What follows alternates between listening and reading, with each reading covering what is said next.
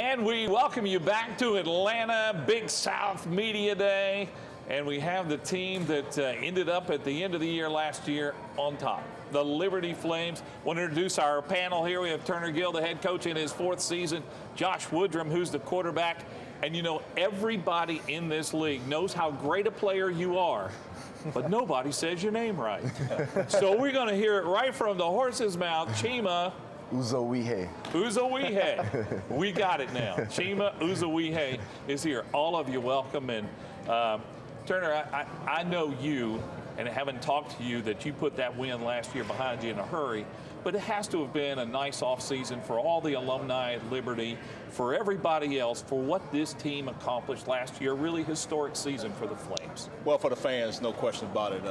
We just want to give all the glory to God, and our fans have been fantastic. They did a great job of traveling there as far as going to the Coastal game and going on to our playoff games in James Madison and Villanova. So our fans were outstanding. So it was really for them and for God for giving us the opportunity. Yeah, you know, and that is, I do want to make that a special point, because the whole founding of Liberty, when it was founded by Jerry Falwell and now a Christian school, and I think that's something that you draw on, and the players all have that strong faith in going to Liberty, which must be a kind of a neat thing.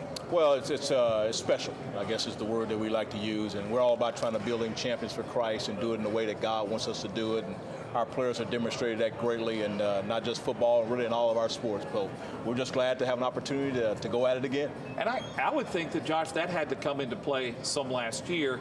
You've had a great career at Liberty. You're one of the best quarterbacks in this league. Here you are down the stretch of the season, going for a championship, trying to play, and you can't play. How tough was that for you? What was it like? And I'm sure Liberty fans want to know, how's your health now?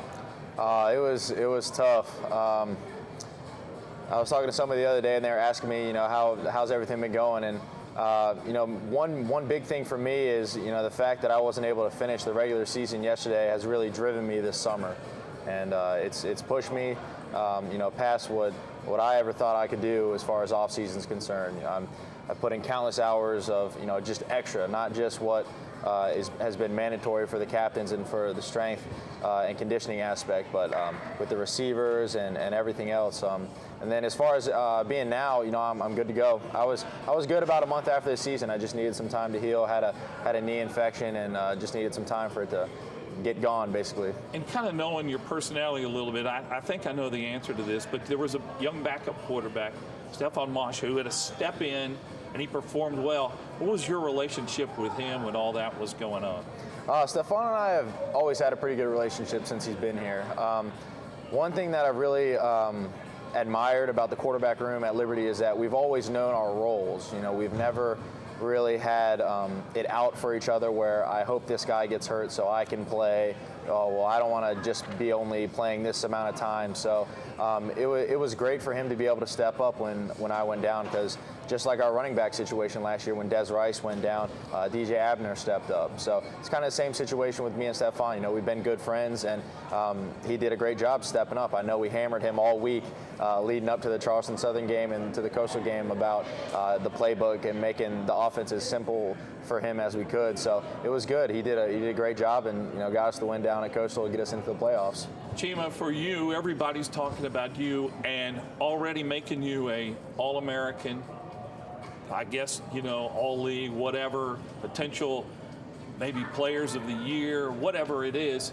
How does all those preseason accolades affect you and your preparation for the season? Honestly, I try not to feed into that aspect of it. I know it's my last season. My biggest thing is, you know, going out with a bang. It's more about the team than myself. My biggest thing is we started something. We made history last year, but we don't want it to end there. We want to keep going. We want to build. So it's less about myself and more about us as a team and what we started. Turner, tell us about, I know you've turned the page real quickly. Tell us about this year's Liberty team, what you feel the strength of it will be. Well, I think our strength is really about leadership. As far as Chima and Josh have now been together here 3 to 4 years through this coaching staff, they know what the expectation is. They now have taken control over the team for the most part, them to take ownership of it. So I think we're very excited about our team has great leadership, and they know what to do and how to do it. You know, what was neat to me watching Liberty is, you know, I know the saying is always next man up. But next man up at Liberty really meant something last year because the next man up really did something. Well, it's actually happened all 3 years. We've always have had some injuries. That's going to happen on every single football team. And another person has to come in and play at that same level or more. And we've had that happen, whether it's been offense, it's been defense, it's been special teams or whatever. So I'm very proud of our staff, very proud of our football team, and we got to go again this year. Yeah.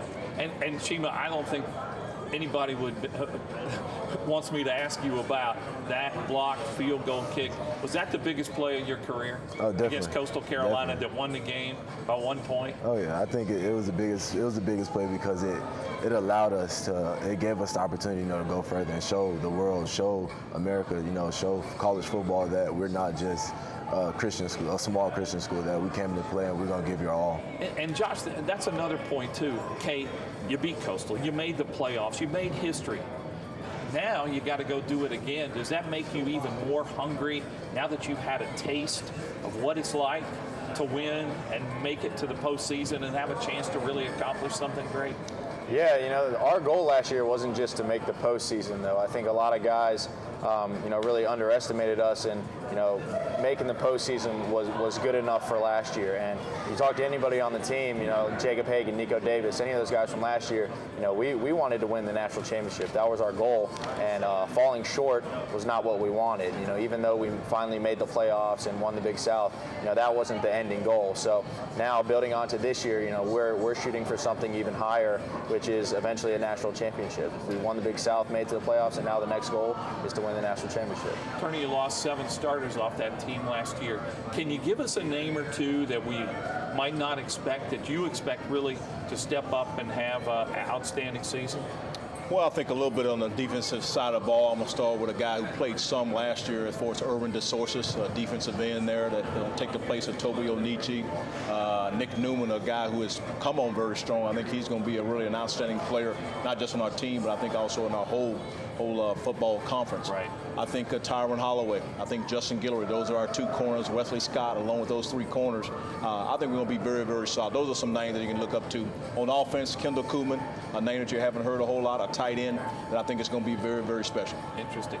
You guys, your coaches both said you guys are leaders. What does leadership mean to you, Josh? How do you see your role as a leader? More so than anything, I think it's just getting the guys to buy in to what you want to do as a team and what you want to do as a player. If your goal is not to go out and win every single football game, I don't think you're a very good leader. We had a meeting with the team earlier this summer, and I challenged them all. I said, if your goal is not to win the Big South, make the playoffs, and win the national championship, don't come back to weights tomorrow, because that's my goal, that's Chima's goal, that's the rest of the captain's goal. And if you guys aren't on board, then we don't want to have you on this team with us. Chima, you go. How I think of leadership is lead by example. I'm not a vocal leader. I don't talk much, but I'm that guy that's like, here, this is how you do it. Follow me. Just by my success and by how I do things. I think that's my biggest part of leadership. Now, I've been keeping up on Facebook with what's been going on at the stadium. There's a new look. And what do you think? I mean, they've made such great strides. We see some of it here at this Hall of Fame and this artificial turf, but the facilities at Liberty are phenomenal.